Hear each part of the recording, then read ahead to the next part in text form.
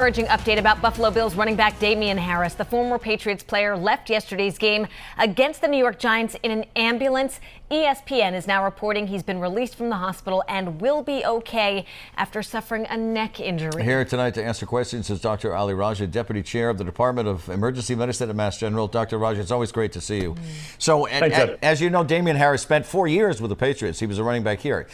Like everybody in the NFL, he's a tough guy. You've seen the video from yesterday. So what can you tell us about what your eyes have seen on that hit? Yeah, it's a good question. When you watch the video, you'll notice that it's not really a straight head-on hit, but Harris's helmet sort of glances off of his teammates O'Cyrus Torrence's number 64's helmet. And his head looks like it extends up and then potentially compresses his spine at the same time. So any hit like that that has the potential to lead to severe spinal injury. So it's really great to hear that he's doing better today. I'm only filling in the blank here. Bill Parcells told me one time that every contact in a football game is like a car wreck.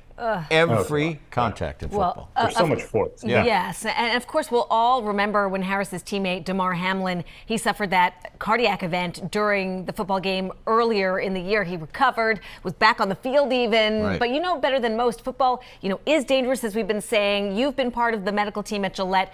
As a trauma expert, what is it like to actually be there, see these hits in person? Well, Erica, first of all, just being on the sidelines is an amazing experience. Those guys are massive up close. But secondly, it's just a really humbling opportunity. We've got skills that we have the opportunity to use, but we all hope that we never have to use them. Yesterday we saw the Bills docs. They're truly world class. We saw that last year with Hamlin. We saw it again yesterday with Harris. When you watch the video, the first person runs right up to him and stabilizes his spine, and then the rest of the team starts treating him within seconds, and they get him off the field. It was just amazing to see them at work. Well, and everyone might be sitting at home thinking, well, it's football. No. Neck injuries can happen anywhere. Neck injuries can happen if you're diving into a swimming pool, if you're jumping on a trampoline, if you're in a car crash.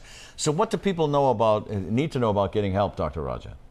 Ed, that's so right, because they can happen anywhere at all. Now, if there's any injury that has substantial force to the head or the neck or the back, there's a possibility of spinal trauma. So if that's the case, the main thing you can do is not move that person at all. If you need to perform first aid on their arm or their leg, you can do it. Just don't move their head or their torso. If they're wearing a football helmet or a motorcycle helmet, leave it on until EMS gets there. But the main thing is call 911, and then as much as you can, try not to move the person at all.